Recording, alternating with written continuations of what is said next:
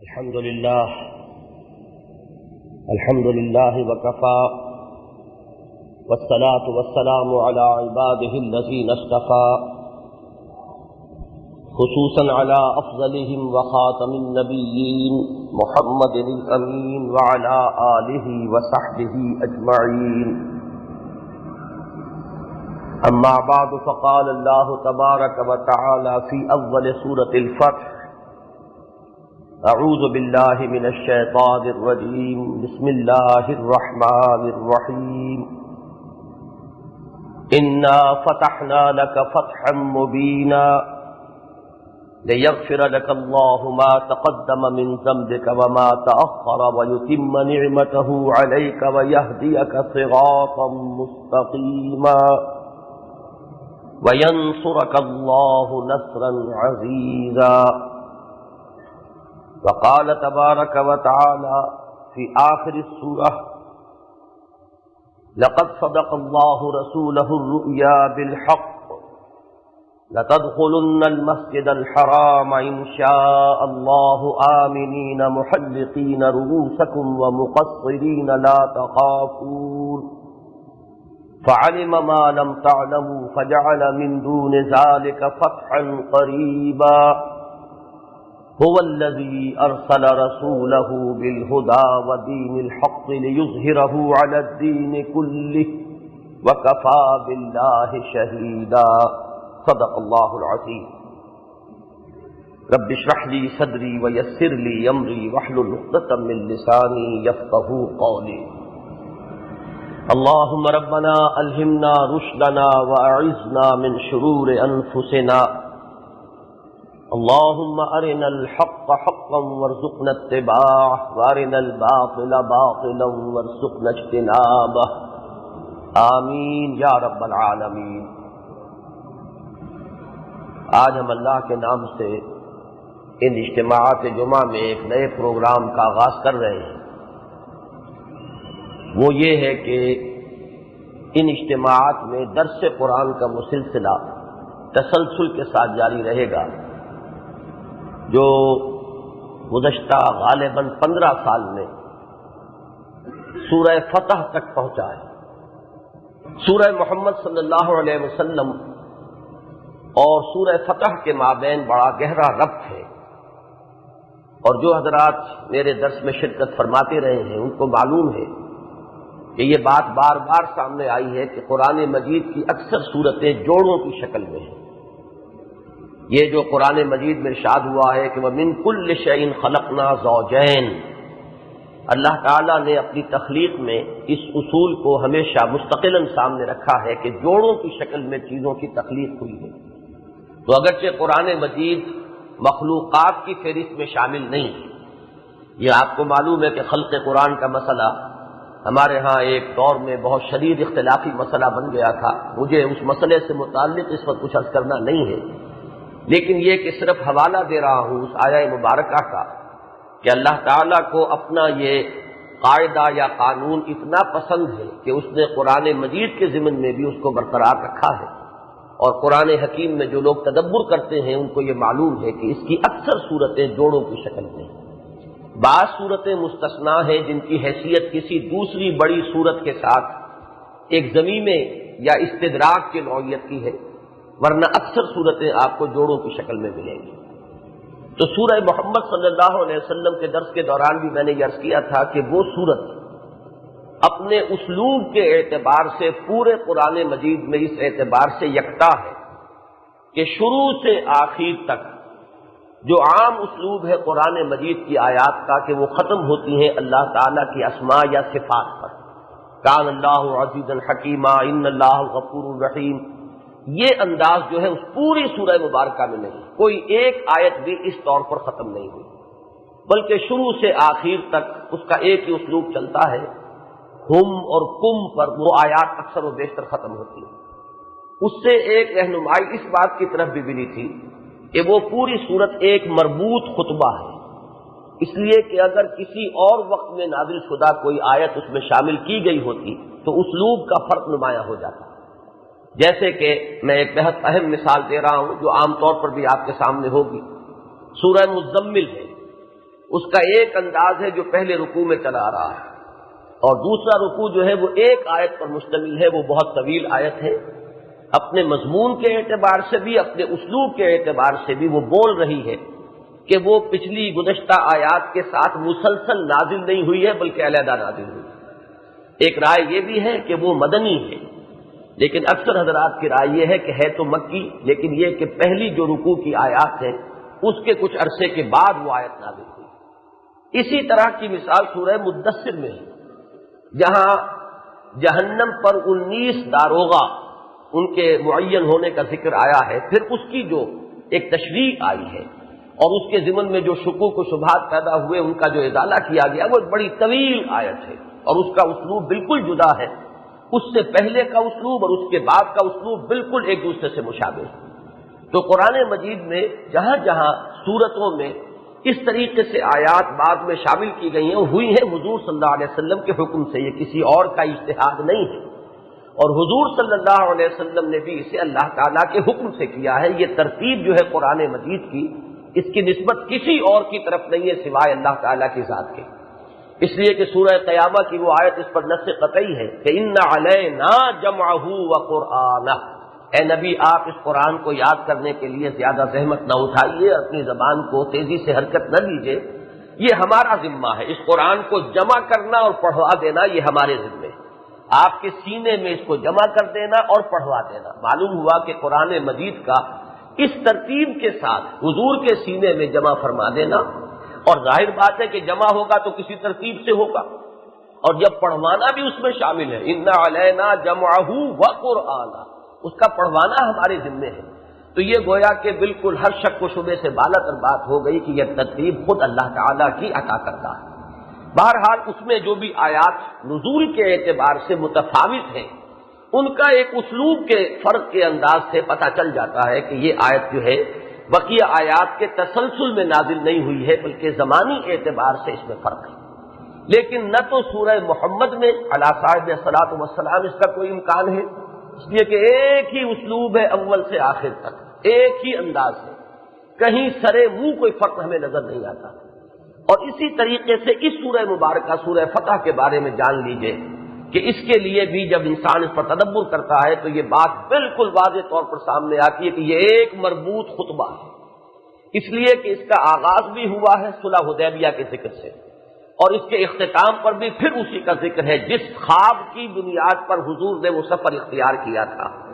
تو ابتدا اور اختتام بالکل ایک ہی واقعے سے متعلق ہیں، اور اس کے دوران میں بیعت رضوان کا ذکر ہے 2 جگہوں پر، تو اس سے اندازہ ہوتا ہے کہ وہ بعین ہی ایک صورت ہے، ایک خطبہ ہے، ایک ہی واقعے سے متعلق ہے، ایک ہی زمانہ نزول ہے۔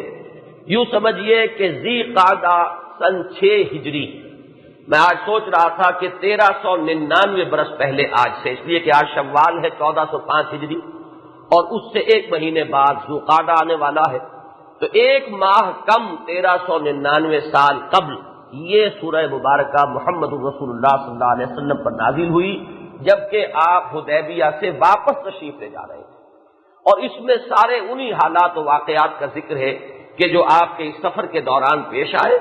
اس میں اہم ترین واقعہ جو ہے وہ بیعت رضوان، اور اس کا نتیجہ نکلا وہ صلح حدیبیہ، جس کے ذکر سے کہ سورہ مبارکہ کا آغاز ہوا۔ ایک تو میں نے یہ بات آپ کے سامنے رکھی کہ یہ دونوں صورتیں ایک ہی مربوط خطبے کی شکل میں ہیں۔ ایک بات اور جان لیجئے کہ ان کے مابین نسبت وہی ہے جوڑے ہونے کے اعتبار سے جو سورہ انفال اور سورہ توبہ کے مابین ہے۔ آپ کو معلوم ہے کہ سورہ انفال غزوہ بدر کے متصلاً بعد نازل ہوئی، یہاں سورہ محمد ہے علیہ صاحب الصلاۃ والسلام، وہ غزوہ بدر سے متصلاً قبل نازل ہوئی۔ سورہ توبہ اس فتح عظیم کے بعد نازل ہوئی ہے، اس لیے کہ سن 8 میں فتح مکہ ہوئی، اور اس کے بعد سن 9 میں سورہ توبہ نازل ہوئی ہے، کہ جس میں اندرون ملک عرب نبی اکرم صلی اللہ علیہ وسلم کے انقلابی مشن کی تکمیل کا اعلان ہے۔ اس لیے کہ ملٹری ٹرمینالوجی میں جسے موپنگ اپ آپریشن کہتے ہیں کہ کسی فتح کے حاصل ہو جانے کے بعد ایک جنگ ہے، اس میں فتح تو حاصل ہو گئی فیصلہ کن طور پر، لیکن یہ کہ کوئی چھوٹے چھوٹے پاکٹس ریزسٹنس کے باقی رہ جاتے ہیں، کہیں کوئی ایسے لوگ ہیں جو ہتھیار ڈالنے کے لیے آمادہ نہیں ہیں، ان کی غیرت و حمیت جو ہے ابھی تک انہیں کھڑا کیے ہوئے ہیں. تو ان تمام پاکٹس آف ریزسٹنس کو ختم کرنا اور گویا کہ صفائی کر دینا، یہ ہے جس کو کہ موپنگ اپ آپریشن سے تعبیر کیا جاتا ہے. یہ موپنگ اپ آپریشن ہے کہ جس کو سورہ توبہ کی ان آیات میں بیان کیا گیا کہ فَإِذَا انْسَلَخَ الْأَشْهُرُ الْحُرُمُ فَاقْتُلُوا الْمُشْرِكِينَ حَيْثُ وَجَدتُّمُوهُمْ، کہ اب یہ 4 مہینے کی انہیں مہلت دی جا رہی ہے. جیسے ہی یہ 4 مہینے ختم ہو جائیں، یہ جو محترم مہینے ہیں، ان کے اختتام کے فوراً بعد اے مسلمانوں تمہارا وہ موپنگ اپ آپریشن شروع ہو جانا چاہیے. پھر قتل کرو ان مشرکوں کو جہاں بھی پاؤ. تو یہ آیت در حقیقت اندرون ملک عرب حضور صلی اللہ علیہ وسلم کی مشن کی آخری درجے میں تکمیل کا اعلان کر رہی ہے. جبکہ یہ سورہ فتح جو ہے یہ اس فتح کی تمہید ہے، اس لیے کہ صلح حدیبیہ جو ہے یہ اس فتح کی تمہید بنی اور اسی کو اللہ تعالیٰ نے فتح مبین قرار دیا. تو بالکل جو نسبت بنتی ہے سورہ انفال اور سورہ توبہ میں، بعین ہی وہی نسبت ہے سورہ محمد علیہ صاحب الصلاۃ والسلام میں اور سورہ فتح میں. بس اتنی تمہیدی گفتگو کے بعد میں نے اس کی 3 ابتدائی آیات آج تلاوت کی ہیں، اور ان میں سے بھی چونکہ آج صرف پہلی آیت ہی کا بیان ہو سکے گا، اسی طرح اگلے جمعے میں بھی جو آیت زیر بحث آئے گی وہ قرآن مجید کی مشکل ترین آیات میں سے ہے. نمبر 2 اور نمبر 3 جو آیتیں ہیں اس سورہ مبارکہ کی، یہ در حقیقت مضمون ایک ہی ہے، لیکن اس میں ایک بڑا نازک مضمون آیا ہے، اور وہ ہے نبی اکرم صلی اللہ علیہ وسلم کے لیے گناہ کا لفظ لِيَغْفِرَ لَكَ اللَّهُ مَا تَقَدَّمَ مِن ذَنبِكَ وَمَا تَأَخَّرَ. اب اس کا مطلب کیا ہے، اس کے مفہوم کی تعیین میں ہمارے ہاں بہت لے دے ہے، کچھ رسہ کشی ہے، کچھ کھینچ تان ہے. تو اس کے ضمن میں مجھے جو بھی اپنے مطالعے کا حاصل ہے وہ پیش کرنا ہے. اس کے بعد انشاءاللہ تعالیٰ پھر ہماری گاڑی جو درس کی ہے وہ کچھ تیزی کے ساتھ آگے بڑھ سکے گی، اور اس وقت آپ کو اور آپ کی ضرورت ہوگی. پہلی آیہ مبارکہ میں اِنَّا فَتَحْنَا لَكَ فَتْحًا مُبِينًا، صلح حدیبیہ کے واقعے کو اللہ تعالیٰ ایک روشن اور واضح فتح قرار دے رہے ہیں. اے نبی صلی اللہ علیہ وسلم، ہم نے آپ کو ایک روشن اور واضح فتح عطا فرمائی. اب وہ فتح کیا ہے، میں یہ چاہتا ہوں کہ تاریخی اعتبار سے اس کو اچھی طرح سمجھ لیں. اس کا پس منظر کیا ہے، کن حالات میں وہ صلح واقع ہوئی. بظاہر وہ ایک بہت بڑی شکست تھی اور بہت دب کر صلح کی گئی تھی، لیکن یہ کہ اللہ تعالیٰ نے اسے فتح مبین قرار دیا. تو ان چیزوں کو سمجھنے کے لیے، اور یہ سیرت النبی علیہ صاحب الصلاۃ والسلام کا ایک اہم باب ہے، لہذا آج کی میری پوری گفتگو اس صلح کے بارے میں ہوگی، اور یہ پس منظر بن جائے گا. چونکہ آئندہ جو اس صورت کے اندر واقعات آ رہے ہیں وہ زیادہ تر اسی سے متعلق ہیں، لہذا انشاءاللہ تعالیٰ پھر آئندہ صرف ریفرنس کافی ہوگا اور مجھے تفصیل میں جانے کی ہر موقع پر ضرورت نہیں ہوگی. دیکھیے، میں نے آپ کے سامنے نبی اکرم صلی اللہ علیہ وسلم کی سیرت مطہرہ کا جو انقلابی پہلو ہے اسے بارہا بیان کیا ہے.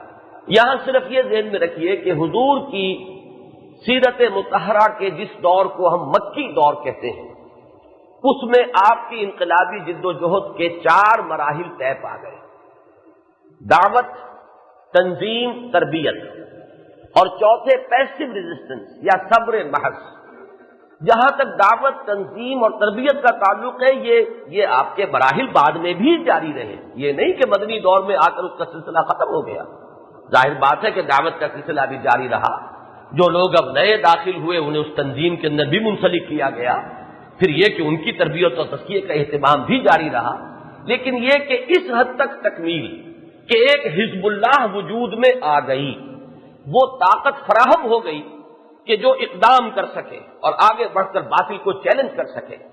اس حد تک تکمیل ان تینوں مراحل کے مکی دور میں ہو گئی ہے. اور ایک جمعیت جو کہ یوں سمجھیے کہ اس حزب اللہ کے نیوکلیس کی حیثیت رکھتی ہے، مہاجرین وہ ہیں اصل میں کہ جو اس حزب اللہ کے نیوکلیس کی حیثیت رکھتے ہیں، ان کی حد تک دعوت، تنظیم اور تربیت کا مرحلہ مکے میں طے پا چکا. ساتھ ہی جیسے ہی حضور نے دعوت کا آغاز فرمایا تھا، مخالفت بھی شروع ہو گئی تھی. تو یہ چوتھا مرحلہ گنتی میں تو آتا ہے چوتھے نمبر پر، لیکن حقیقت میں وہ پہلے مرحلے کے ساتھ ہی شروع ہو گیا تھا. جیسے ہی حضور نے دعوت کا آغاز فرمایا، مخالفت شروع ہوئی. اب یہ مخالفت پہلے زبانی کلامی تھی، صرف طنز ہے، طعن ہے، استہزاء ہے، تمسخر ہے، مذاق اڑایا جا رہا ہے. شاعر ہے، ساحر ہے، مجنون ہے، پاگل ہے، دماغ خراب ہو گیا ہے، کسی سے لکھوا رہے ہیں. اور خامخواہ دھوس جما رہے کہ یہ اللہ کا کلام ہے. یہ ساری باتیں کہی جا رہی ہیں. اور ابھی کوئی جس کو آپ کہیں فزیکل پرسیکیوشن یعنی جسمانی تعذیب کا سلسلہ 3 برس تک نہیں شروع ہوا. البتہ چوتھا سال جو ہے مکی دور کا حضور کی دعوت کے آغاز کے بعد اس میں وہ فزیکل پرسیکیوشن بھی شروع ہوئے. انہیں مارو، انہیں گھروں میں بند کر دو، ان کو بھوکا رکھو. نوجوانوں کے ساتھ تو یہ سلوک ہوا. اور جو بیچارے غلام تھے یا دبے ہوئے پسے ہوئے طبقات تھے جن کا وہاں کوئی حامی و ناصر نہیں تھا یا جن کے وہاں اس معاشرے میں کوئی حقوق نہیں تھے، ان پر جو تشدد ہوا ہے، جیسے کہ حضرت بلال پر، حضرت خباب بن الارت پر رضی اللہ تعالیٰ عنہما، وہ سب لوگوں کو معلوم ہے. لیکن یہ دور جو شروع ہوا ہے سن 4 سے اور جاری رہا سن 12 یا 13 تک، اصل میں سن 13 نبوی کے شروع میں ہجرت ہوئی ہے. اس لیے یہ تقریباً 8-9 برس پر پھیلا ہوا یہ عرصہ جو ہے یہ ہے حضور کی اس انقلابی جد و جہد کا چوتھا مرحلہ، جس کو کہ صبر محض سے میں تعبیر کرتا ہوں. لیکن یہ چونکہ ذرا ثقیل اصطلاح ہے. صبر محض کے معنی کیا ہے؟ ایک ہے مصابرت، مقابلہ کرنا، اور مقابلے میں صبر کرنا. وہ تو شروع ہوا ہے مدنی دور میں جا کر. ایک ہے صبر کہ تم پر جو بھی تکلیف آئے جھیلو، تم پر تشدد کیا جائے برداشت کرو، تمہیں ہاتھ اٹھانے کی اجازت نہیں، تم جوابی کارروائی نہیں کر سکتے، جس کو کہ پھر انگریزی میں پیسو ریزسٹنس سے تعبیر کیا کرتا ہوں. یہ مرحلہ مکی دور میں مکمل ہو گیا. ہجرت کے فوراً بعد اب مسلمانوں کے ہاتھ کھول دیے گئے. اذن للذین یقاتلون بانہم ظلموا. آج سے اجازت دی جا رہی ہے ان کو کہ جن پر جنگ ٹھونسی جا چکی ہے. جہاں تک اقدام کا تعلق ہے مکے والوں کی طرف سے وہ تو ہو چکا ہے. ابھی تک مسلمان جو ہے جوابی کارروائی نہیں کر رہے تھے. اب مسلمانوں کو بھی اجازت ہے. یہاں سے حضور کے اس انقلابی عمل کا 5واں مرحلہ شروع ہوا جسے میں ایکٹیو ریزسٹنس یا جس کو کہ میں اقدام سے تعبیر کرتا ہوں. یہ تقریباً 1.5 سال جاری رہا ہے. اس لیے کہ اس کے دوران حضور نے 8 فوجی مہمیں چھوٹی اور بڑی بھیجی ہیں جن کا مقصد تھا قریش کی پولیٹیکل آئسولیشن، سیاسی اعتبار سے انہیں الگ تھلگ کر دیا جائے، اور جو قبائل آس پاس کے ہیں ان سے معاہدے خود کر لیے جائیں تاکہ وہ الگ تھلگ ہوتے چلے جائیں. اور دوسرے اکنامک بلاکیج کہ ان کے جو شہرت تھی معاشی اعتبار سے یعنی تجارتی شاہراہیں ان کو مخدوش بنا دیا. ان میں سے بعد میں حضور نے بھی شرکت فرمائی لیکن اکثر جو ہے اس میں حضور کی شرکت نہیں ہے. البتہ یہ بات خاص طور پر نوٹ کرنے کی ہے کہ انصار میں سے کسی کو حضور نے شریک نہیں کیا. یہ جتنی بھی 8 مہمیں تھیں یہ ساری کی ساری صرف مہاجرین پر مشتمل. لیکن اس کے نتیجے میں آخری فیز شروع ہو گیا جسے آرم کانفلکٹ یا مسلح تصادم سے تعبیر کیا جانا چاہیے. یہ سن 2 ہجری میں شروع ہوا. پہلا مارکا غزوہ بدر ہے. اس غزوہ بدر میں اللہ تعالیٰ نے مسلمانوں کو عظیم الشان فتح عطا فرمائی. اب یہاں سے آغاز ہو گیا. اس کے انتقام کے لیے قریش آئے اگلے سال سن 3 میں، اور وہاں مسلمانوں کی ایک غلطی کی وجہ سے کہ جس درے پر حضور نے اس تاکید کے ساتھ 50 تیر اندازوں کو مقرر کیا تھا کہ خواہ ہم شکست ہو جائے اور خواہ ہم سب کے سب ہلاک ہو جائے، اور تم دیکھو کہ پرندے ہمارا گوشت نوچ نوچ کر کھا رہے تب بھی تم یہاں سے نہ ہلنا. بہرحال ایک تعویل کے اختلاف کی بنا پر، ایک اجتہادی غلطی کی بنا پر صحابہ کرام نے اس درے کو چھوڑ دیا. 50 میں سے 35 چلے گئے، صرف 15 رہ گئے. حضرت خالد ابن ولید جو اس وقت تک ایمان نہیں لائے تھے، انہوں نے ان کی عقابی نگاہ نے دیکھ لیا کہ وہ درہ خالی ہے، اور وہ رسالے کے کمانڈر وہ تھے قریش کے. انہوں نے پورے پہاڑ کا چکر لگا کر وہاں سے حملہ کیا اور وہ فتح شکست میں تبدیل ہو گئی. 70 صحابہ کرام شہید. یہ ہے جس کے بارے میں قرآن کہتا ہے کہ تلک الایام نداولها بین الناس. 2 سال کے بعد پھر قریش اپنی پوری جمعیت کے ساتھ آئے. نہ صرف اپنی جمعیت بلکہ مشرق سے جو غطفان کے قبائل تھے ان کو بھی چڑھا کر لائے. شمال سے خیبر سے یہودی آ گئے. یہ جو سن 5 کا مارکا ہے غزوہ خندق، یہ بہت ہی اہم ہے اس اعتبار سے کہ 12,000 کا لشکر جو ہے وہ مدینے کو گھیرے ہوئے تھا. چھوٹی سی بستی، چند 100 گھروں کی بستی، لیکن یہ کہ 12,000 کا لشکر. یہ وہ ہے کہ جس کو قرآن مجید نے خود کہا ہے کہ هنالک ابتلی المؤمنون وزلزلوا زلزالا شدیدا. اہل ایمان کے صبر کا، ثبات کا، استقامت کا یہ ایک بڑا سخت امتحان تھا جو ہم نے لیا. لیکن یہ کہ اللہ تعالیٰ کی تائید غیبی سے کفار کو، ان تمام احزاب کو، جیسا کہ سورہ احزاب میں بیان ہوا ہے، بے نیل مرام وہاں سے لوٹنا پڑا. اس موقع پر ایک بات حضور نے فرما دی تھی جس کے لیے یہ سارے میں نے واقعات گنوائے ہیں. حضور نے غزوہ احزاب کے بعد فرما دیا تھا لن یغزوکم قریش بعد عامکم ھذا ولکنکم یغزونہم. اے مسلمانوں، اب قریش میں یہ سکت نہیں ہے، ان میں یہ ہمت نہیں ہے کہ دوبارہ تم پر چڑھ کر آ سکیں. اب اقدام تمہاری طرف سے ہوگا، یعنی ٹیبلز ہیو بین ٹرنڈ. اب صورتحال بالکل بدل چکی ہے. یہ جو جس قدر جمعیت کے ساتھ، جتنے ساز و سامان کے ساتھ، جتنے مختلف قبائل کے گٹھ جوڑ کے ساتھ جس طرح کا متحدہ محاذ بنا کر قریش اس مرتبہ آئے تھے، جب انہیں ناکام لوٹنا پڑا ہے تو اب ان کی کمر ٹوٹ چکی ہے. آئندہ اب ان کی طرف سے اقدام کی توقع نہیں، بلکہ اب جسے ہم کہیں گے جدید اصطلاح میں کہ اب انیشیٹو ہمارے ہاتھ میں رہے گا، ہم اقدام کریں. چنانچہ اگلے ہی سال وہ اقدام ہوا، اور کس شکل میں ہوا؟ وہ ہوا بھی وحی خفی کے نتیجے میں ہے. اس لیے کہ حضور صلی اللہ علیہ وسلم نے خواب دیکھا کہ میں اور میرے ساتھ اہل ایمان جو ہے مسجد حرام میں ہیں، ہم طواف کر رہے ہیں، اور ہم میں سے کچھ نے سر منڈوائے ہیں، کچھ نے قصر کیا ہے، اور مجھے کعبے کی چابی بھی پیش کی گئی ہے. یہ کیفیت اب ظاہر بات ہے، یہ ایک علیحدہ مضمون ہے کہ وحی خفی کی کیا کیا شکلیں ہوتی ہیں. اور یہ وحی خفی جو الہام یا رویائے صادقہ یا القاء، یہ اللہ تعالیٰ کی طرف سے آج بھی اس کا سلسلہ جاری ہے. اس لیے کہ اولیاء اللہ کو الہام بھی ہوتا ہے، کشف بھی ہوتا ہے. سچے خوابوں کے بارے میں حضور نے فرمایا وہ نبوت کا 46واں یا 60واں جز ہے. لیکن نبی اور غیر نبی میں فرق یہ ہے کہ نبی کی یہ وحی خفی بھی محفوظ ہے، اس میں کسی طرف سے، کسی گوشے سے کوئی آمیزش باطل کی نہیں ہو سکتی، نہ شیطان کی طرف سے کچھ میں دخل اندازی ہو سکتی ہے، نہ ہی نفس کی تحدیث نفس جسے ہم کہتے ہیں. وہ خواب کے جن کے بارے میں جدید ماہرین نفسیات جو ہے بحث کرتے ہیں، اس لیے کہ وہ تو ماہرین نفسیات ہیں. وہ جو نفسانی شہوات اور اس کی جو ایک کیفیات ہے، وہ جب ایک واقعات کی صورت اختیار کر کے انسان کو خواب میں نظر آنے لگتی ہے تو وہ حدیث نفس ہے در حقیقت، اس کا اس القائے رحمانی سے کوئی تعلق نہیں. تو نبی کا خواب وحی ہے، اور وحی یہ محفوظ ہے، اس میں خطا کا کوئی امکان نہیں.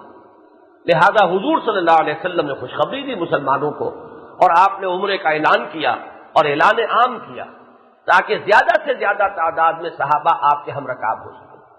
یہ ذی قعدہ سن 6 ہجری کا واقعہ ہے. حضور کے ساتھ مختلف روایات ہیں، زیادہ ثقہ روایات میں تو 1400 کا عدد آتا ہے، 1400 صحابہ آپ کے ساتھ ہیں، بعض میں 1500 بھی آتا ہے، بعض روایات میں 1000 سے زائد کا مبہم عدد آیا ہے. بہرحال جس پر زیادہ وہ ہے اجماع، وہ 1400 صحابہ کی تعداد ہے کہ حضور مدینے سے جب روانہ ہوئے تو 1400 صحابہ ہم رکاب تھے. ذوالحلیفہ آپ کو معلوم ہے کہ وہاں سے میقات شروع ہو جاتی ہے، مدینے سے کچھ 7 میل باہر. وہاں آ کر آپ نے احرام باندھا، اور جو قربانی کے جانور ساتھ لیے گئے تھے ان کے گلوں کے اندر وہ نال یا پٹے ڈال دیے گئے کہ معلوم ہو جائے کہ یہ در حقیقت کعبے کا ہدیہ ہے، یہ ہدی کے جانور ہیں جو لے جائے جا رہے ہیں. اور اس طریقے سے حضور صلی اللہ علیہ وسلم نے اپنے سفر عمرہ کا آغاز فرمایا. ادھر قریش کو اطلاع ہو گئی، حضور نے تو اعلان عام کیا تھا، کوئی خفیہ اقدام تو تھا نہیں. یہ مختلف ہے اس اقدام سے جو 2 سال بعد آپ نے کیا ہے. فتح مکہ کے لیے جو آغاز آپ نے کیا سفر کا، اس کو خفیہ رکھا تھا. لیکن یہ جو آپ نے اعلان کیا، چونکہ اس میں کوئی جنگ جو ہے وہ پیش نظر تھی ہی نہیں، صرف عمرہ کرنا پیش نظر تھا، لہذا حضور نے اسے خفیہ نہیں رکھا، اس کا اعلان عام فرمایا تھا. اور میں عرض کر چکا ہوں کہ اس میں یہ حکمت بھی پیش نظر تھی کہ زیادہ سے زیادہ صحابہ اس میں شریک ہو جائیں. تو 1400 صحابہ کی معیت میں آپ نے جب ادھر آغاز فرمایا تو ادھر مکے تک خبر پہنچ گئی، کھلبلی مچ گئی. اب مکے والے اگرچہ اپنے دل میں تو یہ جان چکے تھے کہ ہمارے اندر طاقت نہیں کہ ہم محمد کا مقابلہ کر سکے یا ان کا راستہ روک سکے صلی اللہ علیہ وسلم، لیکن ایک عصبیت اور ایک حمیت جو ہے اور ایک غیرت جو عرب کی شخصیت کا گویا کہ جزو لا ينفك ہے، مرتا مر جائے گا لیکن اپنی حمیت اور غیرت پر تو آنچ نہیں آنے دے گا. لہذا انہوں نے پوری اپنی قوت کو مجتمع کیا، جو بھی حلیف قبائل تھے ان کو بھی پیغامات بھیجے، احادیث جنہیں کہا گیا ہے سیرت کی کتابوں میں، جتنے بھی ان کے حلیف قبائل تھے ان کو بھی جمع کر لیا، اور مرنے مارنے پر تل گئے کہ کسی صورت میں بھی ہم محمد کو مکے میں داخل نہیں ہونے دیں گے صلی اللہ علیہ وسلم. حضور صلی اللہ علیہ وسلم جیسے ہی ذرا آگے بڑھے، اب یہ بھی آپ ایک معلومات کی چیزیں ہیں ذہن میں رکھیے، اگر آپ جزیرہ نماء عرب کا کچھ جغرافیہ اپنے ذہن میں رکھیں یہ جزیرہ نما ہے، اس کا مغربی ساحل تو تقریباً ایک سیدھی لکیر ہے، اسی پر جدے کی بندرگاہ ہے، اسی پر ینبوع کی بندرگاہ ہے، یہ اہم بندرگاہیں ہیں۔ اس سے ذرا کہیں 20 میل، کہیں 30 میل، کہیں 10 میل، کہیں 40 میل یہ مشرق کی طرف جائیے تو یہ حجاز کا علاقہ شروع ہو جاتا ہے۔ حجاز اسے کیوں کہتے ہیں کہ حاجز کہتے ہیں دیوار کو جو حائل ہو جائے کسی دو چیزوں کے مابین۔ یہ اصل میں پہاڑی سلسلہ ہے، اور اس میں پہاڑی سلسلے شمالاً جنوباً چلتے ہیں، تو گویا ایک دیوار کے بعد دوسری دیوار، دوسری کے بعد تیسری دیوار، اس کو کہتے ہیں حجاز، یہ جو پہاڑی سلسلہ ہے۔ اس حجاز کے یہ 3 مشہور شہر ہیں، طائف، مکہ اور مدینہ۔ یہ گویا کہ ایک ہی لائن میں سب سے زیادہ جنوب میں طائف ہے، پھر ذرا اوپر آ جائیے تو یہ مکہ مکرمہ ہے، پھر اوپر چلے جائیے خاصے فاصلے پر تو مدینہ منورہ ہے۔ یہ تینوں شہر ہیں حجاز کے۔ اس پہاڑی سلسلے اور ساحل کے درمیان جو علاقہ کہلاتا ہے یہ تہامہ کہلاتا ہے۔ کبھی آپ پڑھتے ہوں گے سیرت کی کتابوں میں تہامہ، اب تہامہ کس علاقے کو کہتے ہیں؟ یہ جو ساحلی علاقہ ہے یہ میدانی علاقہ ہے، زیادہ تر ریتلا علاقہ ہے، اور یہ ہے ساحل سے لے کر پہاڑی سلسلے تک۔ تو تہامہ کے علاقے ہی میں وہ سارے قبائل آباد تھے کہ جن سے پہلے قریش کی صلح تھی، لیکن حضور صلی اللہ علیہ وسلم نے ان میں سے بعض کو قریش سے کاٹ کر اپنا حلیف بنا لیا تھا۔ وہ جو آپ نے ایکٹیو ریزسٹنس شروع کیا ہے تو پہلا کام یہ کیا تھا، اس لیے کہ سارے قافلے اسی تہامہ کے راستے سے ہو کر شام کی طرف جاتے تھے۔ ان میں سے ایک قبیلہ ہے بنو خزاعہ، اس کے ایک صاحب ایمان لا چکے تھے، ابھی اعلان عام نہیں تھا ان کے ایمان کا، حضور نے ان کو بھیجا کہ جا کر ذرا دیکھو کہ مکے والوں کا کیا حال ہے۔ وہ آئے، حضور خاصے آگے آ چکے تھے، وہاں وہ پہنچے اور انہوں نے اطلاع دی کہ حضور مکے والے تو مرنے مارنے پر تلے ہوئے ہیں، اور انہوں نے بڑے لشکر جمع کر لیے ہیں اور بڑی قوت مجتمع کر لی ہے، خود بھی وہ سر سے کفن باندھے ہوئے ہیں اور اپنے تمام حلیفوں کو انہوں نے جمع کر لیا ہے، وہ آپ کو مکے میں داخل نہیں ہونے دیں گے۔ خیر حضور نے اپنا سفر جاری رکھا۔ جب آپ کو تھوڑا دور آگے جا کر معلوم ہوا کہ خالد ابن ولید ایمان لے آئے ہیں بعد میں، اور یہ در حقیقت صلح حدیبیہ ہی کے ثمرات میں سے ہے، صلح حدیبیہ کے بعد ہی حضرت خالد ابن ولید بھی ایمان لائے ہیں، جو سیف من سیوف اللہ قرار پائے اور جو فاتح شام ہیں، اور صلح حدیبیہ کے بعد ہی حضرت عمرو بن العاص رضی اللہ تعالی عنہ ایمان لائے ہیں جو فاتح مصر ہیں۔ بہرحال اس وقت تک تو یہ ولید بن مغیرہ کا بیٹا، قریش کا یوں سمجھیے کہ جو بھی انہیں فتح حاصل ہوئی تھی تھوڑی سی جو احد میں حاصل ہوئی تھی، اس کا بھی صحرا انہی کے سر ہے، نہایت جری، جن کی جرت جو ہے بعد میں پوری دنیا کے اندر ضرب المثل بنی۔ تو حضرت خالد اس وقت 200 سواروں کا ایک لے کر دستہ آگے آئے تھے حضور کا راستہ روکنے کے لیے۔ حضور کو جب خبر ملی تو حضور نے اپنا راستہ بدل دیا اور ساحل سے اور قریب تر ہو کر سفر جاری رکھتے ہوئے حدیبیہ کے مقام تک پہنچ گئے۔ یہ اب مکہ مکرمہ سے صرف 1 منزل کے فاصلے پر ہے، یہاں ایک کنواں تھا اور ساتھ ہی چھوٹی سی آبادی، اور اس کا نام حدیبیہ ہے۔ یہاں حضور نے قیام فرمایا۔ یہاں اب بنو خزاعہ کے جو سردار تھے بدیل ابن ورقا، وہ حاضر ہوئے، حضور کے حلیف سے ایمان نہیں لائے تھے، یہ فتح مکہ کے موقع پر ایمان لائے۔ انہوں نے آ کر حضور سے پھر وہی بات کہی کہ جو حضور کے مخبر نے کہی تھی، جنہیں حضور نے خود بھیجا تھا، کہ حضور حالات بہت ہی مخدوش ہیں اور آپ اقدام نہ فرمائیے، قریش بالکل مرنے مارنے پر تلے ہوئے ہیں، کسی صورت وہ آپ کو مکے میں داخل نہیں ہونے دیں گے۔ حضور صلی اللہ علیہ وسلم نے انہی کو پھر ایلچی بنایا کہ بدیل جاؤ قریش کے پاس اور میری طرف سے یہ پیغام دے دو کہ میں نہ جنگ کی نیت سے آیا ہوں، نہ کوئی بھی کسی طرح کی بدامنی میرے پیش نظر ہے، میں صرف عمرے کے لیے آیا ہوں، اور عمرے کے راستے میں وہ میرے حائل نہ ہو۔ قریش کے لیے بہتر یہی ہے کہ وہ مجھ سے کچھ سالوں کے لیے صلح کر لیں۔ یہ پہلے ہی حضور کی طرف سے یہ پیشکش ان الفاظ میں پہنچ رہی ہے، اس لیے کہ مسلسل جنگوں نے قریش کی طاقت کو ختم کر کے رکھ دیا ہے۔ قریش کے لیے بہتر اسٹریٹجی یہ ہے، یہ وہ الفاظ اصل میں کہ جو کبھی پہلے کہے تھے عتبہ ابن ربیعہ نے۔ جنگ بدر سے پہلے عتبہ نے یہی مشورہ دیا تھا قریش کو کہ اب جب کہ محمد اور ان کے ساتھی یہاں سے چلے گئے، یوں سمجھیے کہ ان کے نقطۂ نگاہ سے ہمارے سر سے بلا ٹل گئی، تو اب تم محمد کو عرب کے حوالے کر دو، اگر محمد غالب آ گئے پورے عرب پر تو بھی ہمارا کوئی نقصان نہیں، اس لیے کہ محمد ہم ہی میں سے ہیں صلی اللہ علیہ وسلم، آخر قرشی ہے، اگر انہیں فتح حاصل ہوتی ہے تو وہ قرشیوں کی فتح ہوگی، اور اگر عرب ان پر غالب آ جائے انہیں ختم کر دیں تو جو تم چاہتے ہو وہ ہو جائے گا، لیکن تمہیں اپنی تلواریں اپنے بھائیوں کے خون سے رنگین نہیں کرنی پڑیں گی۔ تو ایک نہایت ہی مدبرانہ یہ مشورہ تھا کہ جو دیا تھا اس وقت عتبہ ابن ربیعہ نے، اور یہاں نوٹ کیجئے میں نہیں یہی الفاظ ہیں جو حضور کہلوا رہے ہیں بدیل کے ذریعے سے قریش کو کہ اب میرے اور ان کے مابین صلح ہو جائے، اسی میں عافیت ہے، مجھے عرب سے نمٹنے کے لیے وہ عادات چھوڑ دیں، ورنہ یہ ہے کہ اگر وہ میرے راستے میں آئے تو خدا کی قسم میں ان سے جنگ کروں گا یہاں تک کہ میری یہ گردن کٹ جائے۔ یہ گویا کہ ڈٹرمینیشن حضور کی طرف سے کہ کنوے ہو جائے کہ یہ اب قدم پیچھے ہٹنے والے نہیں ہیں محمد الرسول اللہ صلی اللہ علیہ وسلم۔ ہاں صلح ہو جائے تو بات اور ہے۔ یہ پیغام لے کر بدیل گئے مکے۔ انہوں نے جا کر جہاں ان کا پرا تھا، ان کا ندوہ جس میں بیٹھ کر کے ان کے چودھری لوگ مشورے کرتے تھے، وہاں جا کر بڑے خوبصورت انداز میں پہلے یہ سوال کیا کہ میں محمد کی طرف سے صلی اللہ علیہ وسلم کچھ بات لے کر آیا ہوں، اگر آپ لوگ آمادہ ہوں تو میں آپ کو سناؤں۔ میں اس سے پہلے بھی بیان کرتا رہا ہوں کہ جو جدید اصطلاحات ہیں ہاکس اینڈ ڈوز کی، ان اصطلاحات کے حوالے سے بات آسانی سے سمجھ میں آ جاتی ہے کہ اس معاشرے میں جہاں ہاکس تھے، یعنی جن کے سر پر جنگی جنون جو ہے وہ طاری رہتا تھا، مرنے مارنے پر تلے رہتے تھے، وہاں یہ کہ کچھ نہ کچھ شریف النفس لوگ بھی باقی تھے کہ جو خون ریزی کو پسند نہیں کرتے تھے اور کوئی مصالحانہ روش ہو تو اس کو وہ ترجیح دیتے تھے، یا یوں کہیے کہ جن لوگوں کا نظریہ یہ تھا کہ اگر گڑ دے کر مارا جا سکے تو خامخواہ زہر دینے کی کیا ضرورت ہے، تو وہ اس نقطۂ نظر کے لوگ بھی وہاں موجود تھے۔ تو وہ جو سر پھرے تھے جنونی لوگ، انہوں نے فوراً کہا ہمیں محمد کی کوئی بات سننے کی حاجت نہیں۔ یہ تو ان ہاکس کی طرف سے فوری رد عمل تھا۔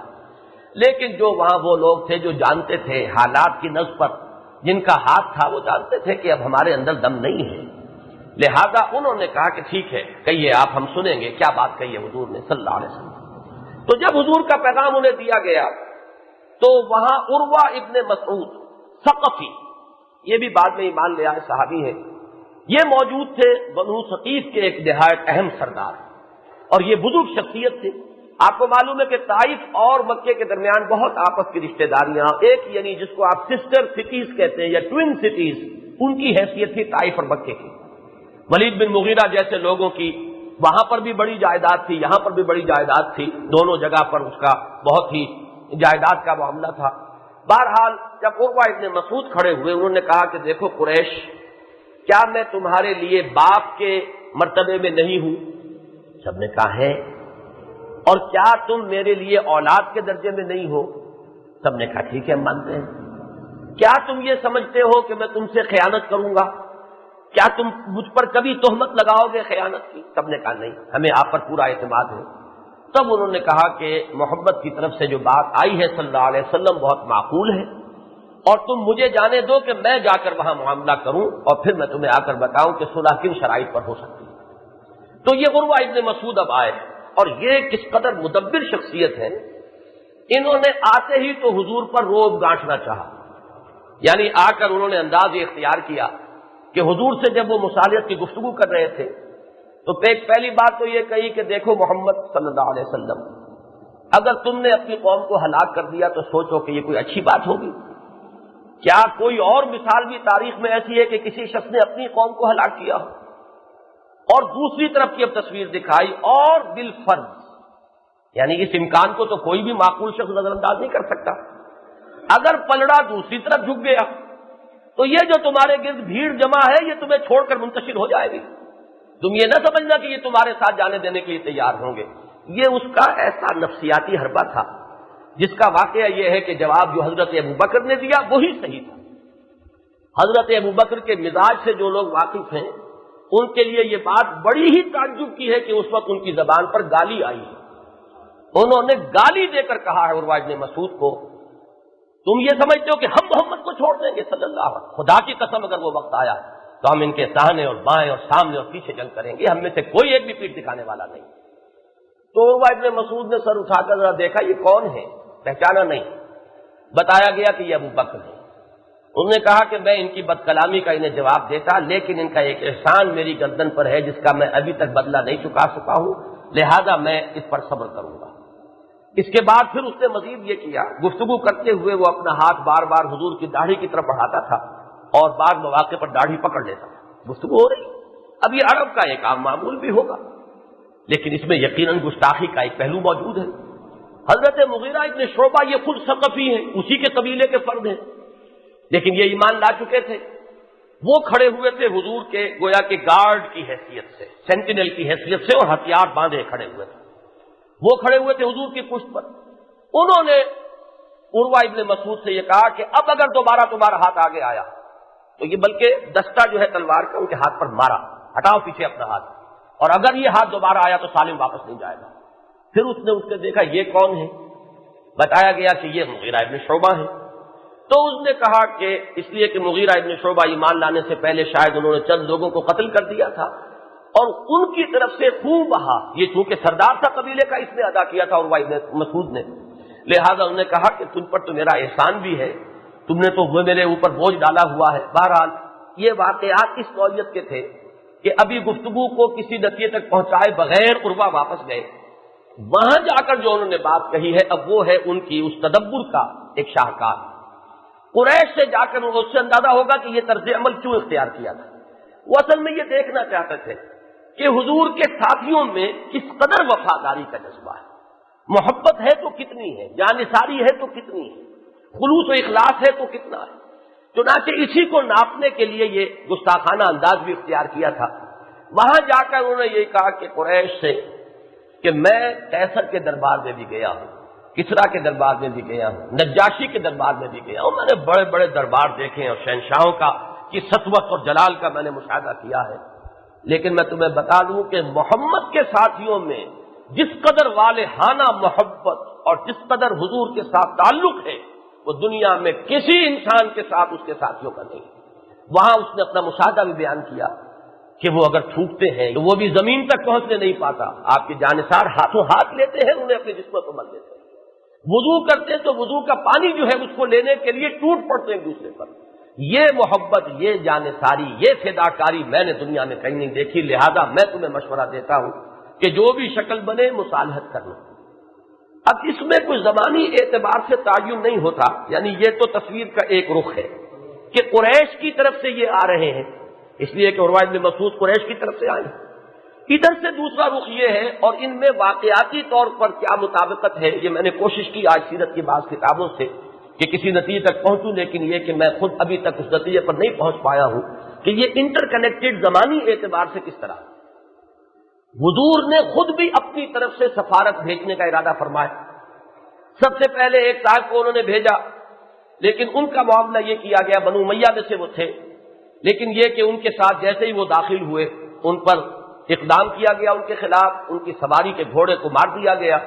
خود وہ بھی معلوم ہوتا ہے کہ اسی طرح کے کسی کیفیت سے دوچار ہونے والے تھے کہ کچھ لوگوں نے بیچ بچاؤ کر دیا تو وہ ناکام ہو کر آگے وہاں تک پہنچ ہی نہیں سکے کہ جہاں پر انہیں گفتگو کرنی تھی.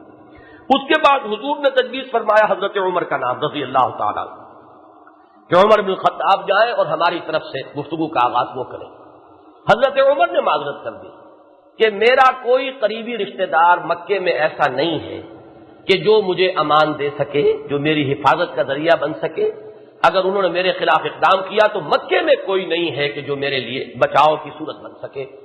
انہوں نے خود تجویز فرمایا حضرت عمر نے رضی اللہ تعالیٰ عنہ کہ عثمان کو بھیجیے، ان کا قبیلہ بڑا ہے، ان کے رشتہ دار ہیں، ان کے لیے وہاں پر پوری حفاظت کا سامان ہوگا. لہذا عثمان غنی رضی اللہ تعالیٰ عنہ کے حق میں فیصلہ ہوا. حضور نے اپنے سفیر کی حیثیت سے حضرت عثمان کو بھیجا.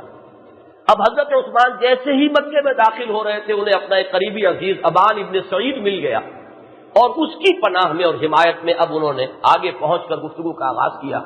لیکن قریش نے ان سے بھی کوئی بات سننے سے، بات کرنے سے انکار کر دیا. البتہ یہ ضرور پیشکش کی کہ تم چاہو تو تم کعبے کا طواف کر سکتے ہو. انہوں نے کہا کہ خدا کی قسم یہ ہو نہیں سکتا کہ محمد تو صلی اللہ علیہ وسلم کعبے کے طواف سے رکے ہوئے ہوں اور میں طواف کر لوں. خدا کی قسم جب تک کہ حضور طواف نہیں کریں گے میں طواف نہیں کروں. انہوں نے روک لیا حضرت عثمان کو، ایک طرح سے یوں سمجھیے کہ نظر بند کر لیا. وہاں خبر یہ اڑی کہ حضرت عثمان شہید کر دیے گئے. یہ وہ موقع ہے کہ جس موقع پر پھر نبی اکرم صلی اللہ علیہ وسلم نے بیعت لی صحابہ کرام سے کہ عثمان کے خون کے قصاص کے لیے اب آؤ اے مسلمانوں. اور میرے ہاتھ پر دو مختلف ہمیں ملتی ہیں روایات کہ یہ جو بیعت ہوئی میرے ہاتھ پر بیعت کرو موت کی، یا یہ کہ بیعت کرو اس کی کہ پیٹھ نہیں دکھاؤ گے چاہے کچھ بھی ہو جائے. اس لیے کہ دو صحابہ سے جو روایات آئی ہیں کہ یہ بیعت رضوان جس کا قرآن مجید میں ذکر ہے، یہ بیعت علی الموت تھی، ایک روایت یہ ہے۔ ایک یہ ہے کہ ہم نے بیعت کی تھی اس پر علی اللہ نفرنا، کہ ہم ہرگز اب فرار کی راہ اختیار نہیں کریں گے۔ بہرحال وہ بیعت رضوان ہے جو حضور صلی اللہ علیہ وسلم نے صحابہ سے لی۔ آپ ایک چھوٹا سا درخت جھاڑی کی مانند کا، اس کے نیچے آپ تشریف فرما ہوئے اور وہاں آپ نے صحابہ کرام سے بیعت لی۔ یہ بیعت علی الموت یا بیعت علی اللہ نفرنا یہ ہے کہ جس کا اس سورہ مبارکہ میں آگے ذکر آئے گا، لقد رضی اللہ عن المؤمنین اذ یبایعونک تحت الشجرہ، اللہ راضی ہو گیا اہل ایمان سے اے نبی صلی اللہ علیہ وسلم جبکہ وہ آپ سے بیعت کر رہے تھے اس درخت کے نیچے۔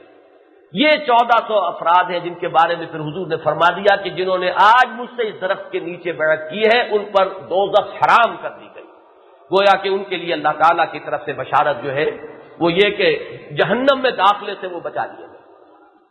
تو میں صرف یہ کر رہا تھا کہ یہ درمیان میں کیسے کڑیاں ملتی ہیں اس کو میں معین نہیں کر سکا کہ ایک طرف سے تو یہ سفارت حضور کی جا رہی ہے اور دوسری طرف سے ادھر کے جو سفراء آ رہے ہیں تو ان میں یعنی کس طریقے سے ایک دوسرے کے درمیان یہ فٹ ہوتے ہیں، واقعاتی اعتبار سے اس کی تحقیق میں ذرا مزید کچھ مطالعہ کرنا پڑے گا۔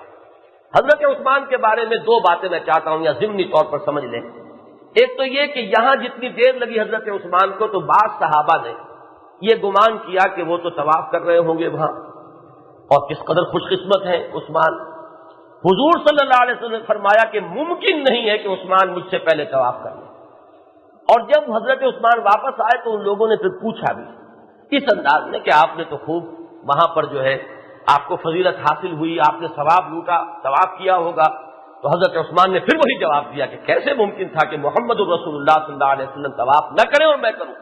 اور انہوں نے پھر بعد میں کہا کہ واقعتاً نبی اکرم صلی اللہ علیہ وسلم ہم سے بہتر جاننے والے ہیں عثمان کو، ہم نے یہ گمان کیا تھا کہ حضرت عثمان اس موقع کو کیوں ہاتھ سے جانے دیں گے کہ حضور تو مجبور ہیں یا دوسرے صحابہ مجبور ہیں، مجھے موقع ملا ہوا ہے تو میں کیسے واپس چلا جاؤں جبکہ مجھے قریش آفر کر رہے ہیں کہ میں طواف کر سکتا ہوں، کوئی رکاوٹ نہیں ہے۔ تو عقل سے اگر کام لیتے تو عقل تو یہ راست ہو جاتی کہ بہرحال مجبوری ہے ان کے لیے، تمہیں موقع مل رہا ہے تم طواف کر لو، عقل کا فیصلہ یہ ہوتا۔ آج بھی اپنے اوپر تاریخ کیجئے تو عقل یہی بتاتی، لیکن یہ کہ وہ عشق کا معاملہ بالکل جدا ہے کہ بے خطر کود پڑا آتش نمرود میں عشق، عقل ہے محو تماشائے لبے بام ابھی۔ تو یہ دونوں فیصلے جو ہیں عقل کے اور محبت کے وہ ایک بسا اوقات ایک دوسرے سے مختلف ہوتے ہیں۔ تو حضرت عثمان نے اس فضیلت کو اور اس ثواب کو اس وقت جو ہے حضور صلی اللہ علیہ وسلم کی محبت پر قربان کیا ہے کہ حضور طواف نہ کرے اور میں کر لوں، یہ کیسے ممکن۔ دوسری بات یہ نوٹ کرنے کی ہے اور یہ ہماری بات کی تاریخ سے اس کے ڈانڈے جڑتے ہیں کہ حضور نے حضرت عثمان کے خون کو وہ اہمیت دی ہے کہ اس کے لیے 1400 صحابہ کرام سے موت کی بیعت لی ہے، اور یہ بیعت ظاہر بات ہے حضرت عثمان کے خون کے قصاص کے لیے تھی کہ ہم قصاص لے کر رہیں گے عثمان کا، اور اب کوئی یہاں سے پیٹ نہیں دکھائے گا، چاہے سب کے سب یہاں گردنیں کٹوا دیں۔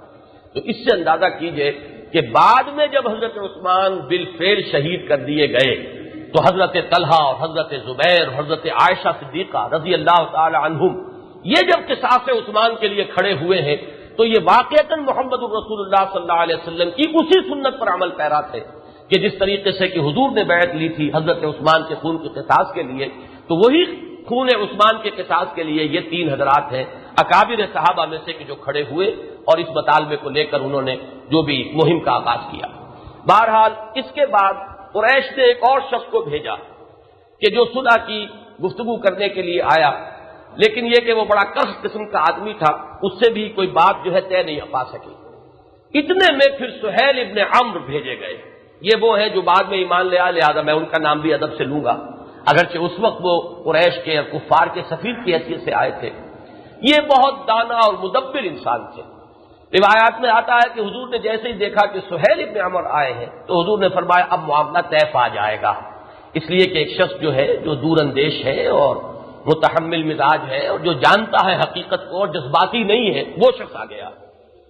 سہیل بن عمرو نے آ کر صلح کی گفتگو شروع کی، اور گفتگو کے نتیجے میں جب موٹے موٹے پوائنٹس طے پا گئے تو پھر اب کتابت کا مرحلہ آیا کہ ان چیزوں کو لکھ لیا جائے۔ اس کتابت کے مرحلے پر دو معاملات ایسے ہوئے ہیں کہ جو ایسے ہیں کہ جن کو بیان کر دیا جائے۔ کہ سب سے پہلے تو حضرت علی تھے کاتب کی حیثیت سے، سیکریٹری کی حیثیت سے حضور کے حضرت علی ہے رضی اللہ تعالیٰ عنہ۔ تو حضور نے حکم دیا حضرت علی کو کہ علی وثیقہ لکھو، یہ تحریر جو ہے صلح کی اس کو قلم بند کرو، تو بسم اللہ الرحمن الرحیم سے آغاز کرو۔ اب یہ جملہ قریش کے لیے بالکل ایک اجنبی جملہ ہے، ان کے ہاں ہمیشہ سے لکھا جاتا تھا بسم کا اللہم، یہ ان کے ہاں پرانی ایک روایت تھی۔ تو سہیل ابن عمرو نے اعتراض کیا کہ یہ الفاظ ہمارے لیے نامانوس ہے، ہم ان سے اس معاہدے کا آغاز نہیں کر سکتے، بسم کا اللہم لکھا جائے گا۔ حضور نے مسکرا کر حضرت علی سے کہا ٹھیک ہے بسم کا اللہم لکھو۔ اس کے بعد اگلے الفاظ سے ھذا ما قاضى علیہ محمد رسول اللہ صلی اللہ علیہ وسلم، یا الفاظ ایک دوسری روایت میں ھذا ما عاہد علیہ محمد رسول اللہ صلی اللہ علیہ وسلم سہیل بن عمرو من قریش۔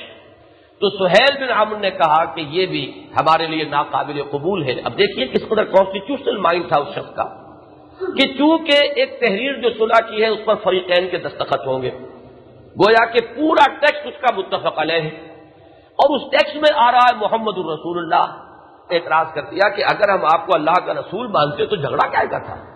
پھر تو یہ کوئی نہ صلح کی ضرورت ہے، نہ کوئی چیز لکھنے کی ضرورت ہے، نہ معاہدے کی ضرورت ہے، سارا تو یہاں ہے فساد کہ ہم آپ کو اللہ کا رسول نہیں مانتے۔ حضور نے مسکراتے ہوئے فرمایا کہ تم مانو یا نہ مانو میں اللہ کا رسول ہوں۔ تاہم حضرت علی کو حکم دیا کہ علی مٹا دو الفاظ، رسول اللہ کے الفاظ مٹا دو، اور ابن عبداللہ۔ سہیل نے مطالبہ یہ کیا کہ آپ کا نام اور آپ کے والد کا نام ہوگا، جیسے کہ ہمارے ہاں رواج ہوتا ہے کہ محمد ابن عبداللہ سے ہم معاہدہ کر رہے ہیں، ہم محمد رسول اللہ سے معاہدہ نہیں کر رہے ہیں، اس لیے کہ رسول اللہ کو ہم تسلیم ہی نہیں کرتے ہوئے۔ بہرحال حضور نے جب یہ فرمایا تو یہاں یہ بات نوٹ کرنے کی ہے کہ حضرت علی نے عرض کیا کہ حضور یہ میں تو نہیں کر سکتا۔ حضور چونکہ امی تھے، حضور نے فرمایا مجھے بتاؤ کہاں لکھا ہے، اپنے دست مبارک سے وہ الفاظ مٹا لیے۔ بعض روایات میں یہ بھی آتا ہے کہ وہاں ابن عبداللہ بھی حضور نے خود لکھا۔ اب اس پہ اشکال ہو جاتا ہے کہ حضور تو امی تھے، لکھنا نہیں جانتے تھے، لیکن یہ کہ علامہ شبلی نے اسے خوبصورتی سے حل کیا ہے کہ بہت سے وہ لوگ بھی کہ جو لکھنا پڑھنا نہیں جانتے، اب ایک زمانہ گزرتا ہے، تحریریں نگاہ سے گزرتی ہیں، تو کم سے کم اپنے نام کے حروف کے شناسہ ہو جاتے ہیں، لہذا اگر حضور نے لکھ بھی دیا تو اس سے آپ کے امیت کے اندر کوئی خلل واقع نہیں ہوتا۔ بہرحال اس کو علیحدہ چھوڑیے، لیکن یہ کہ یہاں یہ واقعہ نوٹ کر لیجئے کہ اس حق کی غیرت اور حمیت کی بنیاد پر حضرت علی رضی اللہ تعالی عنہ نے حضور کے اس حکم کو ماننے سے معذرت کی، اور حضور نے وہ الفاظ کسی اور سے یا خود اپنے قلم سے پڑھا۔ بہرحال جو مصالحت ہوئی اس کی شرائط یہ تھی، اس سال عمرہ نہیں ہوگا، آپ کو یہیں سے لوٹنا ہوگا، یہ سخت ترین شرط تھی، اس لیے کہ دیکھیے ایک ہے دین کا معاملہ، ایک ہے پرانی روایات۔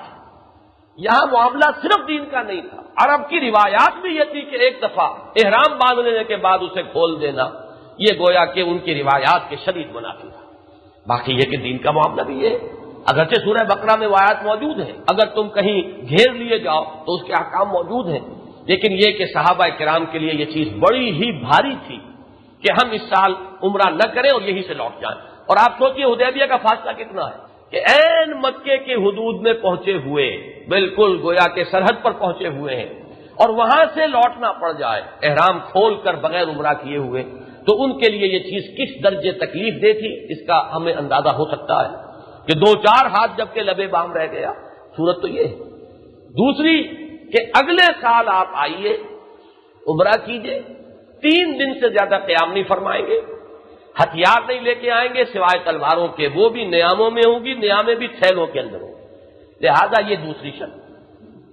تیسری اس کے اندر شرط یہ تھی کہ اگر کوئی مکے سے کوئی، چاہے حالت کفر میں چاہے مسلمان جو اسلام لے آیا ہو، اگر وہ مدینے گیا آپ کو لوٹانا پڑے گا، لیکن اگر مدینے سے کوئی شخص ہمارے پاس آ جاتا ہے ہم لوٹانے کے پابند نہیں ہوں گے۔ یہ بھی ایک ان ایکول، یعنی یہ کہ بالکل ایک عدم مساوات ہے اس میں، یا تو ایک ریسیپروکل ہوتا تب بھی کوئی اس کے اندر ایک دل جوئی کا سامان تھا، لیکن یہ کہ یہ بھی معلوم ہوا کہ یہاں بھی کچھ جھک کر صلح کی جا رہی ہے۔ پھر یہ کہ یہ صلح جو ہے 10 سال تک جو ہے یہ اس کا ایک عرصہ رہے گا معین، اور اس میں جو قبائل چاہے وہ مسلمانوں کے حضور کے حلیف بن جائیں، جو قبائل چاہے وہ قریش کے حلیف بن جائیں، اور وہ بھی پھر اسی طریقے سے اس صلح کے پابند ہوں گے۔ اور اس 10 سال کے عرصے میں قریش اور مسلمان اور اسی طرح ان کے جو حلیف قبائل ہیں وہ ایک دوسرے پر حملہ نہیں کریں گے اور ایک دوسرے کے خلاف کسی اور کی مدد نہیں کریں گے۔ یہ تھی صلح۔ اب عین اس وقت جب کہ اول تو یہ کہ صحابہ کرام کے دلوں پر چھریاں چل رہی تھیں کہ ایک تو ہمیں عمرہ جو ہے کیے بغیر یہاں سے لوٹنا پڑ رہا ہے، ہماری غیرت دینی بھی، پھر یہ کہ ہماری وہ روایات جو ہے قدیم ان کے اعتبار سے بھی وہ ہماری اس غیرت کے منافی ہے۔ دوسرے یہ کہ یہ معاملہ کہ اگر کوئی مسلمان آتا ہے مکے سے جان بچا کر تو ہم ان بھیڑیوں کے حوالے کرنے پر دوبارہ مجبور ہو جائیں گے، اور اگر کوئی مسلمان وہاں سے غداری کر کے یہاں پہنچ جائے تو یہ اسے واپس کرنے پر مجبور نہیں ہے۔ یہ بھی ایک ان ایکول بات ہے۔ تیسرے یہ کہ اس پر جو جلتی پر تیل کا کام کیا انہی سہیل ابن عمر کے صاحبزادے تھے حضرت ابو جندل رضی اللہ تعالیٰ، جو ایمان لا چکے تھے۔ انہیں بڑی بھاری زنجیروں کے اندر باندھا ہوا تھا، انہیں بری طرح مارا گیا تھا، بتایا گیا تھا اسلام سے واپس لانے پر مجبور کرنے کے لیے۔ وہ کسی طریقے سے جب انہیں معلوم ہو گیا کہ حضور اتنے قریب ہیں تو جو بھی زور لگا سکے انہوں نے کسی طرح اپنی وہ جو زنجیریں ہیں توڑی، اور وہ وہاں سے کسی طریقے سے پہنچے، اور اس حال میں پہنچے کہ زنجیریں ابھی ان کے جسم پر تھیں اور جسم پر مار پیٹ کے شدید نشانات تھے۔ وہ جب پہنچے ہیں تو وہ صلح لکھی جا چکی تھی۔ اب سہیل ابن عمر نے کہا کہ واپس کرو، طے یہ ہو رہا ہے، بلکہ یہ کہ ابھی صلح لکھی نہیں گئی تھی، باتیں طے ہوئی تھی صرف۔ حضور نے کہا کہ دیکھو ابھی تحریر نہیں ہوئی ہے، کم سے کم اس کو مستثنا کر دو اور واپس ہمیں کرنے پر مجبور نہ کرو۔ سہیل ابن عمر نے فوراً کہا پھر صلح ختم، اگر یہ بات ہے تو اب یہ صلح نہیں ہو۔ حضور صلی اللہ علیہ وسلم نے یہ یہاں بھی یعنی بات ان کا مطالبہ مان لیا، اور ابو جندل سے کہا کہ ابو جندل صبر کرو، اللہ تعالیٰ تمہارے لیے یقیناً کوئی راستہ نکال دے گا۔ ابو جندل اس وقت اب عام مسلمانوں کو مخاطب کر کے کہ مسلمانوں اب فریاد اور دہائی دینے کا انداز، مجھے پھر بھیڑیوں کے حوالے کر رہے ہو، میں کس طریقے سے جان بچا کر اور کس طریقے سے بھاگ کر یہاں پہنچا ہوں۔ اب یہ جو ہے جس کو میں عرض کر رہا تھا کہ یہ جلتی پر تیل کا کام ہے کہ مسلمانوں کے وہ جذبات جو ہے کس درجے مشتعل ہو گئے ہوں گے۔ یہ تو وہ مسلمان ہیں کہ جو وہ خوگرے تسلیم اتنے ہو چکے تھے کہ کسی کی طرف سے کوئی بات ایسی نہیں آئی، ورنہ یہ کہ ان کے صبر کا، ان کے ضبط کا جتنا کڑا امتحان اس موقع پر ہوا ہے اس کا میں اور آپ اندازہ نہیں کر سکتے۔ وہ تو جو حالات تھے وہی اگر سامنے ہو تو آدمی کو پتہ چلتا ہے۔ بہرحال اس موقع پر حضرت عمر رضی اللہ تعالیٰ عنہ سے ضبط نہیں ہو سکا، وہ حضور کے سامنے آئے، انہوں نے عرض کیا حضور کیا ہم حق پر نہیں ہیں؟ حضور نے مسکرا کر فرمایا کہ ہم حق پر ہیں، کیا آپ اللہ کے رسول نہیں ہیں؟ یقیناً میں اللہ کا رسول ہوں۔ پھر یہ آپ کیا کر رہے ہیں؟ آپ نے فرمایا میں اللہ کے حکم کی خلاف ورزی نہیں کر سکتا۔ اس سے یہ ثبوت ملتا ہے کہ یہ سارا طرز عمل وحی خفی کی بنیاد پر ہے، اس لیے کہ اگر یہ بات نہ ہوتی اور یہ حضور کا صرف اپنا ذاتی اجتہاد ہوتا تو یہ الفاظ نہ ہوتے۔ پھر حضرت عمر رضی اللہ تعالیٰ عنہ حضرت ابوبکر کے پاس گئے، ان سے بھی یہی گفتگو کی۔ حضرت ابوبکر کے الفاظ بھی آتے ہیں وہ اللہ کے رسول ہیں اور جو کچھ کرتے ہیں وہ اللہ کی مرضی کے مطابق کرتے ہیں۔ حضرت عمر سے جو یہ تھوڑی سی یہ انداز جو ہے حضور سے اس طرح گفتگو کرنے کا، اگرچہ اس کا سبب بھی وہی غیرت اور حمیت دین ہے، لیکن جو ظاہری بات بنی ہے وہ یہی ہے کہ ذرا انداز جو تھا وہ نہیں تھا کہ جو ہمیشہ رہا کرتا تھا حضور صلی اللہ علیہ وسلم کے ساتھ۔ اس پر حضرت عمر کو پوری عمر ملال رہا ہے، اور وہ خود یہ فرماتے ہیں کہ میں نے کتنے ہی عمل اس کے کفارے کے لیے کیے ہیں کہ اللہ وہ جو تھوڑی سی گستاخی مجھ سے اس روز ہو گئی تھی اس کے کفارے کے طور پر میں یہ نیکی کر رہا ہوں۔ بہرحال صلح ہو گئی، ابو جندل کو بھی واپس لوٹنا پڑا۔ اب جو اس وقت حال تھا مسلمانوں کا اس کا آپ اس سے اندازہ لگائیے۔ حضور نے حکم دیا کہ مسلمانوں اب صلح ہو گئی ہے، اب اٹھو، جو ہدی کے جانور ہیں انہیں یہیں پر ذبح کر دو، قربانی دے دو، اور احرام کھول دو اور اپنے سر جو ہے وہ منڈوا لو یا قصر یا حلق جو بھی ہے وہ کرواؤ، وہ علامت ہوتی ہے احرام کے ختم ہونے کی۔ حضور نے فرمایا کوئی ایک شخص نہیں اٹھا۔ میں حیران ہوا کرتا ہوں کہ بخاری کی روایت ہے، اگر بخاری کی روایت نہ ہوتی تو میں اس پر یقین ہی نہ کرتا کہ ایک شخص نہیں اٹھا، یعنی ابو بکر بھی نہیں اٹھے۔ یعنی یہ کہ جو چیز کسی اور کے بارے میں تو چاہے میں گمان کسی درجے میں کر لوں، ابو بکر کے بارے میں جو ہے گمان کرنا یہ بہت مشکل ہے۔ انہوں نے اپنی شخصیت کو حضور کی شخصیت میں بالکل گم کر دیا تھا، اپنا کوئی جداگانہ تشخص چھوڑا ہی نہیں.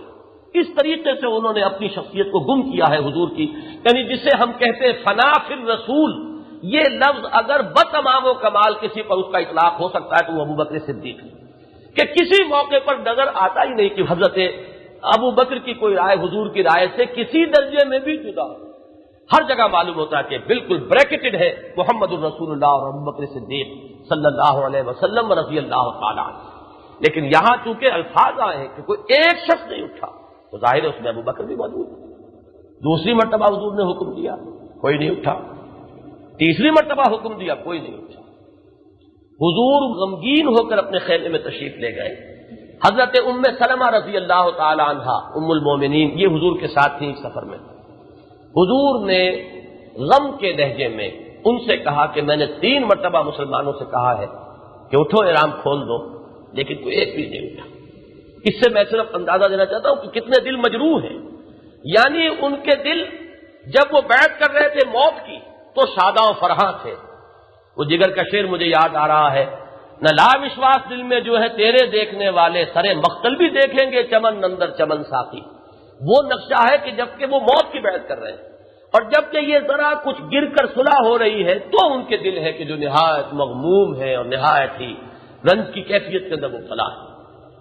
حضرت ام سلمہ نے اس موقع پر جو مشورہ دیا ہے رضی اللہ تعالی عنہا، یہ اصل میں جس کو کہ ہم رفیق حیات کہتے ہیں، یہ اس کے مقام کو واضح کرنے کا یہ واقعہ بہت اہم ہے. یا تو بعض واقعات ہیں کہ جو حضرت خدیجہ کے ہمیں ملتے ہیں رضی اللہ تعالی عنہا، کہ وہ رفاقت جس درجے کی نبی اکرم صلی اللہ علیہ وسلم کی ان کی طرف سے ہمارے سامنے آئی ہے، وہ ہے اس رفاقت کا ایک بڑا ہی معیاری اور آئیڈیل نمونہ.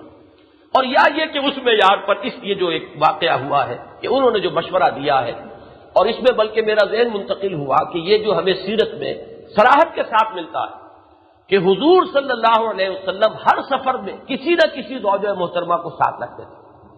حالانکہ باقی بھی مسلمان ہیں اور ہمارے ہاں مساوات کا جو تصور ہے کہ حضور صلی اللہ علیہ وسلم کسی بھی اعتبار سے اپنے آپ کو مسلمانوں سے بالا تر نہیں رکھتے تھے.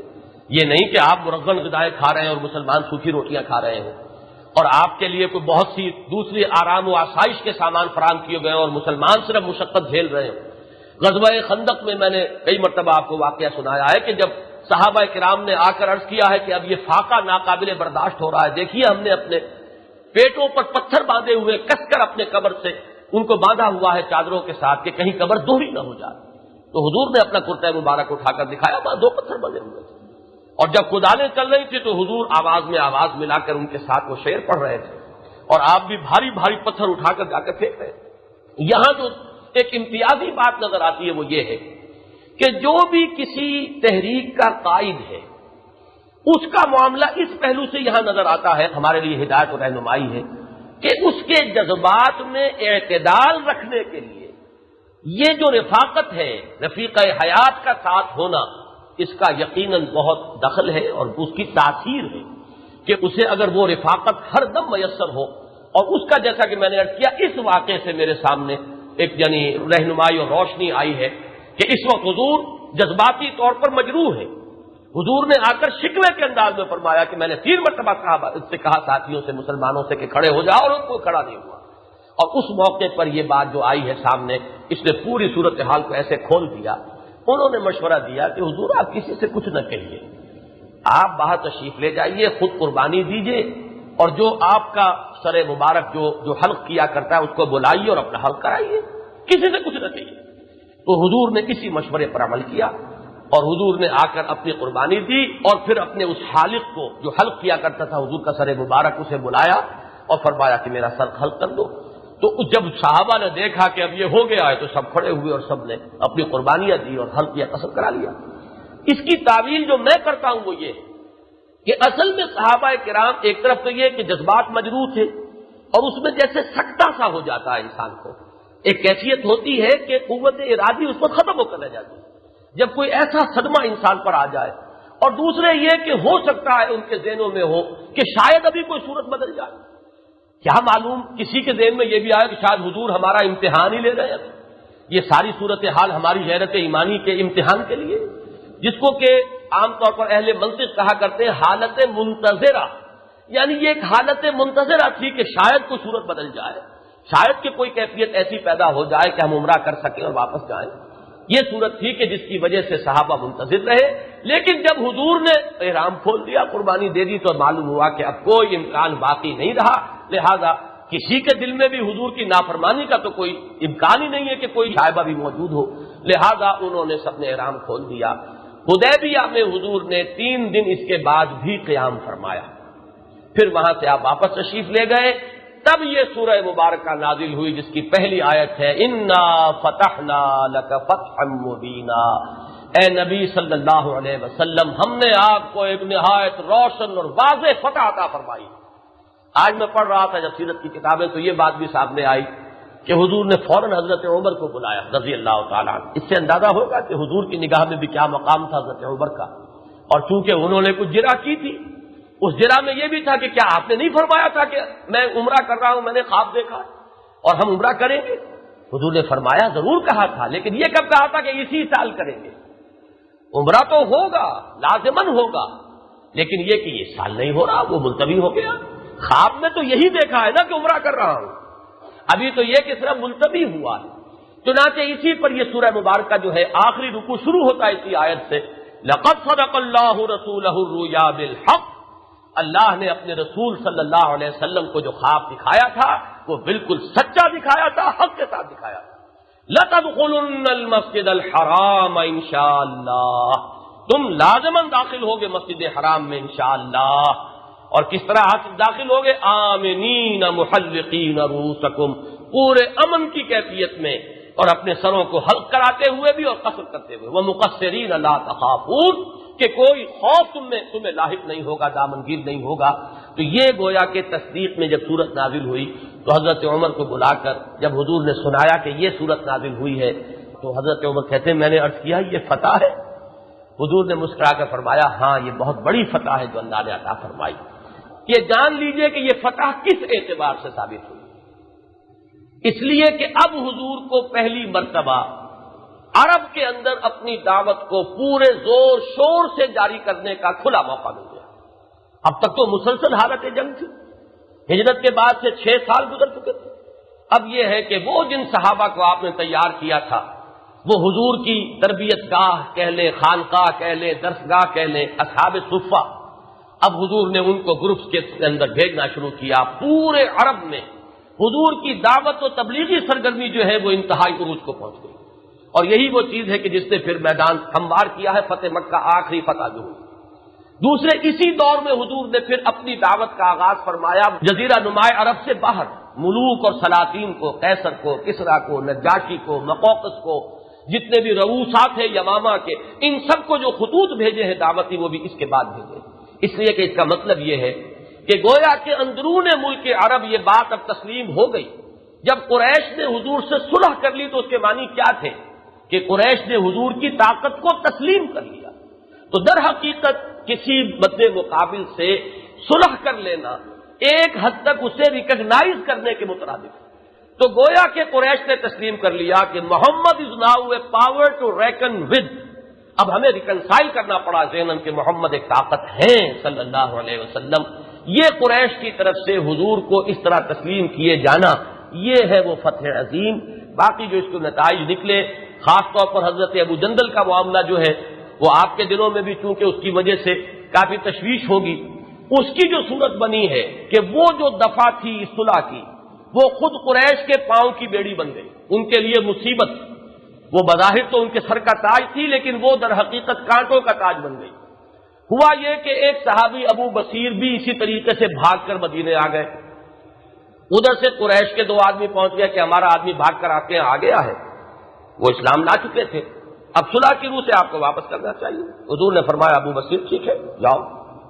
وہ کچھ فریاد بھی کرتے رہے، چیختے چلاتے بھی رہے کہ مجھے ان بھیڑیوں کے حوالے کر رہے ہو، لیکن یہ کہ حضور نے حکم دیا، وہ 2 افراد ان کو لے کر چلے۔ ابھی وہ وہی ذوالحلیفہ جہاں سے کہ عمرے کی یا حج کی کے لیے احرام باندھا جاتا ہے، وہاں پہنچے تھے کہ انہیں کوئی موقع مل گیا، انہی کی تلوار سے ایک کو قتل کیا، دوسرا جو ہے وہ جان بچا کر بھاگا اور قریب اب مدینہ ہی تھا، مکے تو جانا آسان کام نہیں تھا، وہ مدینے پہنچ گیا حضور کے پاس واپس. ادھر یہ پہنچا ادھر ابو بصیر بھی پہنچ گئے.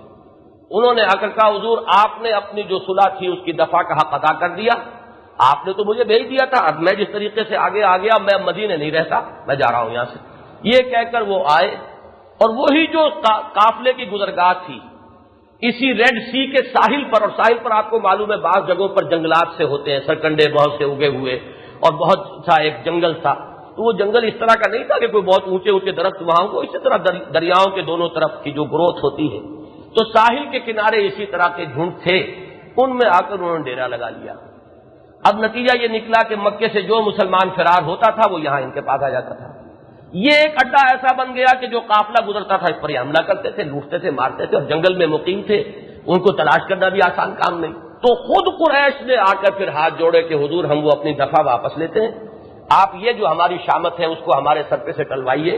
لہذا یہ دفعہ جو ہے خود انہوں نے کہہ کے ساخت کر دی، اور پھر ابو جندل بھی پہنچ گئے اور یہ تمام صحابہ بھی حضور صلی اللہ علیہ وسلم کی خدمت میں پہنچ گئے.